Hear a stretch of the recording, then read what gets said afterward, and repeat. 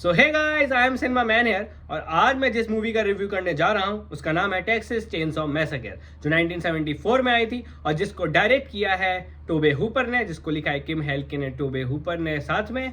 और इसमें आपको ऐड करते दिख जाएंगे लेदर फेस के तौर पे गनर हैंसन और सैली के तौर पे मैरलिन बैरन्स। अब मैं आपको बताऊं कि एक इंडिपेंडेंट फिल्म है, ये 1974 में आई थी। ये एक गोर स्लैशर जॉनर की फिल्म है। इसकी IMDb रेटिंग 7.4 है आउट ऑफ 10। और ये मूवी जब रिलीज हुई थी तो इस पे बहुत ज़्यादा कंट्रोवर्सीज भी हुई थी। अब मैं आपको बताऊंगा इस पे मेरा रिव्यू क्या था। तो सबसे पहली बात, कुछ ही मूवीज़ होती है जो मेरे पे इतना डीप लास्टिंग इम्पैक्ट छोड़ के जाती है, ये उन्हीं में से एक है। इस मूवी का अगर मैं आपको प्लॉट बताऊं तो वो बहुत सिंपल है। 5 दोस्त जाते हैं घूमने, लेकिन उनका ये घूमना उनके लिए वर्स्ट नाइटमेयर बन जाता है। यस, वो घूमने जाते हैं अपने किसी एक दोस्त की ग्रैंडफादर की प्रॉपर्टी में, जो उनके साथ होता है, जो व्हील चेयर पे होता है ना। लेकिन इनकी गैस खत्म हो जाती है। ये घर में जाते हैं, अबैंडन बिल्डिंग में वहाँ ढूंढने लगते हैं। फिर ये एक घर में जाते हैं मांगने थोड़ा क्या कहते हैं, गैस। एंड वहाँ पे होता है लेदर फेस, है ना, जो इनको मारने लगता है। धीरे धीरे करके पांचों दोस्त में से 3 अंदर जाके मर जाते हैं और सिर्फ 2 लोग बचते हैं जो इनको ढूंढने आते हैं, जो व्हील चेयर वाला बंदा है और हमारी मेन कह सकते हो बचने वाली लीड हीरोइन सैली। तो जो व्हील चेयर वाला बंदा है, उसको अंधेरे में जब ये दोनों साथ में होते हैं, सैली और व्हील चेयर वाला बंदा, तो आके लेदरफेस मार देता है। और सैली भागती रहती है, भागती रहती है, भागती रहती है, भागती रहती है। इसी के बाद मूवी में आपको बहुत अच्छे से 3 ट्विस्ट दिखते हैं और एंडिंग में इसकी ट्विस्ट से कम नहीं है, जो आपको बिल्कुल चौंका देते हैं, क्योंकि आपने उनको एक्सपेक्ट नहीं किया था। अब मैं आपको बताऊँ इस मूवी की थोड़ी डिटेल्स के बारे में। तो सबसे पहले जो भी इस मूवी में आप प्रॉप्स देखेंगे वो असली है। और माने चेनसॉ असली है एंड मास्क असली है, ये सारी चीज़ें बहुत ज़्यादा असली थी, है ना। और इसको शूट किया गया था टेक्सास के आउटस्कर्ट पे, जहाँ पे बहुत बहुत गर्मी थी उस समय। 50 डिग्री सेल्सियस तक टेम्परेचर पहुंच गया था। इन लोगों ने तब शूट किया और टेक्नोलॉजी भी इतनी एडवांस नहीं थी, नो वैनिटी वैन, क्योंकि इंडिपेंडेंट फिल्म थी तो इन लोगों को पे भी नहीं मिला था। तो बहुत गर्मी में इन्होंने शूट किया और चेनसॉ जो थी वो असली थी। ये मैंने आपको इसके कुछ अच्छे से फैक्ट्स बता दिए। एक और फैक्ट मैं बताना चाहूँगा, जब ये मूवी रिलीज़ हुई तो इसको एक्स सर्टिफिकेट दिया गया था, आर भी नहीं दिया गया था, बल्कि ये लोग प्रे कर रहे थे उसको PG-16-18 तक तो मिल जाना चाहिए, लेकिन उसको डायरेक्ट आर ही दे दिया था, है ना। और बाद में जब जॉज आई थी तो उसको PG रेटिंग दे दी थी 13+ या 16+ अबव की, है ना। लेकिन इसको जानबूझ के एक्स दिया, आर दिया, क्यों दिया वो नहीं पता। बाद में जब ये आई थी इसमें कंट्रोवर्सी हुई थी, क्योंकि लोग जब इसको देखने गए थे बहुत क्रीपी महसूस किया था, उनको बड़ा अजीब सा लगा था। तो मैं आपको बताता हूँ क्यों लगा था। सबसे पहले बात करूँ मैं इस फ़िल्म के एटमॉस्फेयर की, तो एटमॉस्फेयर इसका सही में बहुत क्रीपी है, क्योंकि वो इतना नेचुरल है, इतना फुल ऑफ नेचुरलनेस है कि वो आपको बहुत ज़्यादा क्रीपी बना देता है। क्योंकि रियल लाइफ़ में भी ऐसी आपने चीज़ें देखी होंगी, एक्सपीरियंस की होंगी, महसूस की होंगी, जो ईरी किसी जगह की वाइब होती है या क्रीपी जो वाइब होती है किसी प्लेस की, वो, है ना, अंधेरे में या कोई वीडियो देखी होगी किसी भी प्लेटफ़ॉर्म पे। इसी के बाद मैं जो आपको बताना चाहूँगा कि क्यों इसका इतना क्रीपी और कहा जाता है, मूवी देखते समय लोग ऑकवर्ड हो गए थे या वो अजीब-सा फ़ील कर रहे थे। तो मैं आपको बताऊँ इस मूवी में गोर बहुत नाम का दिखाया गया है, माने बहुत कट-कट करके दिखाया गया है, डायरेक्ट गोर नहीं दिखाया गया है, जैसा टेरिफायर या इसकी जो आगे अभी फ्रैंचाइज़ आई थी टेक्सास चेनसॉ मैसेकर के फ्राइडे द 13th है, उसमें दिखाया गया है, सॉ में दिखाया गया है। लेकिन तब भी ये इतनी क्रीपी और लोगों को ऑकवर्ड क्यों हुई देखने के लिए, पता है? क्योंकि सारी गोर आपके इमेजिनेशन पे छोड़ दी जाती है एज़ अ व्यूअर। तो उससे क्या होता है, जब भी आप उसको देख रहे होते हैं तो आप जो भी गोर नहीं दिखा जाता है वो आप अपने दिमाग में सोच रहे होते हैं कि ऐसा हो रहा होगा, ऐसा फ़ील कर रहा होगा, इसलिए वो आपको थोड़ा और ज़्यादा ऑकवर्ड कर देती है। और अगर मैं आपको बताऊँ इस मूवी की थीम्स के बारे में, तो इसकी जो मेन थीम थी वो ये थी कि कैसे पेरेंटहुड एक बहुत इंपॉर्टेंट पार्ट होता है किसी भी बच्चे के चाइल्डहुड का। और अगर वो सही से नहीं होता है या बहुत टॉक्सिक होता है, तो कैसे ऐसे बच्चे आगे जाके सोशियोपैथ और साइकोपैथ बन सकते हैं, कैसे वो अपनी लाइफ में वो सब कर सकते हैं जो किसी को ज़िंदगी को उनके लिए वर्स्ट नाइटमेयर बना देता है, जैसे सैली के लिए बना दिया।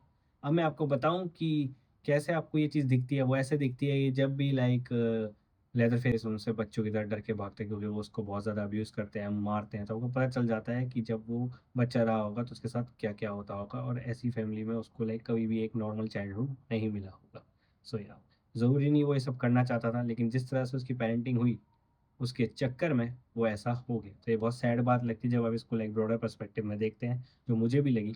इसीलिए मैंने जो वीडियो है उसका टाइटल रखा कि वो तुम्हें नहीं जाने देगा, क्योंकि वो कभी खुद भी नहीं निकल पाया। मतलब इंसान के वर्ल्ड में कभी पैर ही नहीं रख पाया, इंसान बनना तो बहुत दूर की बात है। तो अब मैं आपको बताऊँ कि इस मूवी में यूज़ हुए हैं बहुत ज़्यादा wide shot, long shots, tracking shots and hand handle camera moments, जो इस फ़िल्म को बहुत ज़्यादा ऑथेंटिक और बड़ी इमर्सिव सी वाइब देते हैं, जो आपको अपने अंदर कैप्टिवेट कर लेता है। अब मैं आपको आगे बताना चाहूँगा कि इस मूवी का जो साउंड है वो बहुत ज़्यादा मिनिमम है, माने म्यूज़िक नाम के बराबर है, जो भी म्यूज़िक आता है वो इनकी वैन से ही आता है, बाकी म्यूज़िक कोई ऐसा एडिशनल नहीं है। Only and only natural sounds and actors की आवाज़ है। और यही इस मूवी को और ज़्यादा फिर क्रीपी और मैंने बताया जैसे ईरी वाइब दे देता है, क्योंकि ये सारी चीज़ें मिलके इस मूवी को बहुत ज़्यादा नेचुरल बना देती है, बहुत ज़्यादा लाइक रियलिस्टिक टाइप फीलिंग दे देती है। अब मैं आपको बताऊँ इसके ट्विस्ट के बारे में। पहला ट्विस्ट ये होता है कि जिस पंप के सामने ये रुकते हैं, पंप के सामने ये रुकते हैं, जो इनको बंदा एडवाइस देता है अंदर मत जाओ, उस घर में मत जाओ, उस घर के पास एक पागल आदमी रहता है।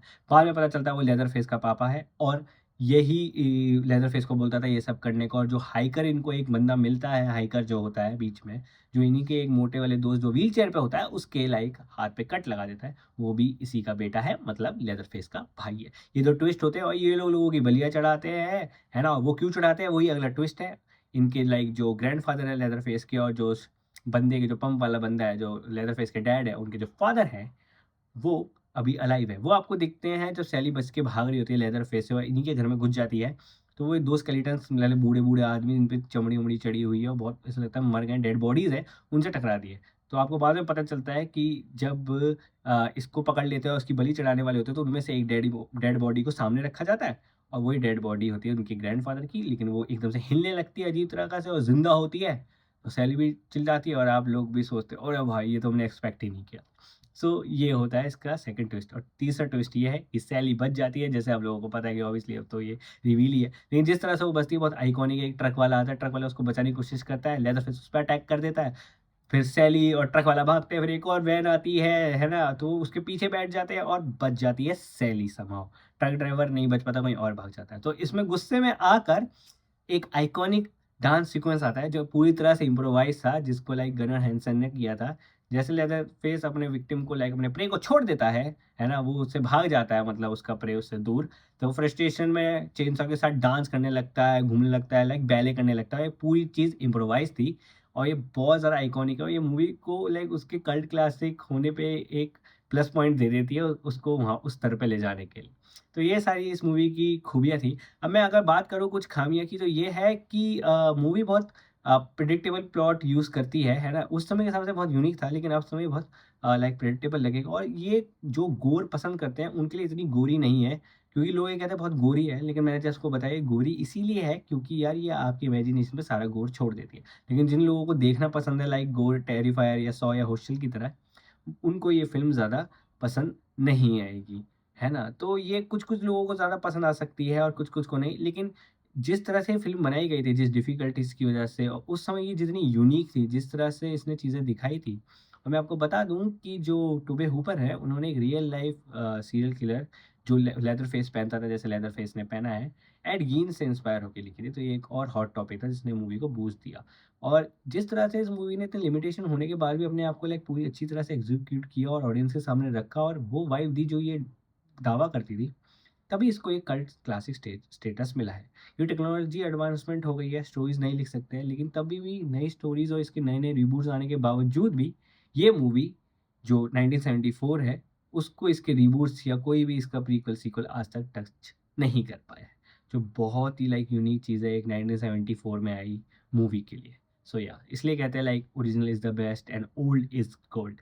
सो या तो ये मेरी इस मूवी का पूरा रिव्यू था। आई होप आपको ये रिव्यू पसंद आया होगा और मैं दोबारा आऊँगा नए रिव्यूज़ लेके एंड नई तरह से बताऊँगा एंड डिटेल बताऊँगा, एनालिसिस बताऊँगा। तो I hope you enjoy my review. तो प्लीज़ सब्सक्राइब एंड लाइक।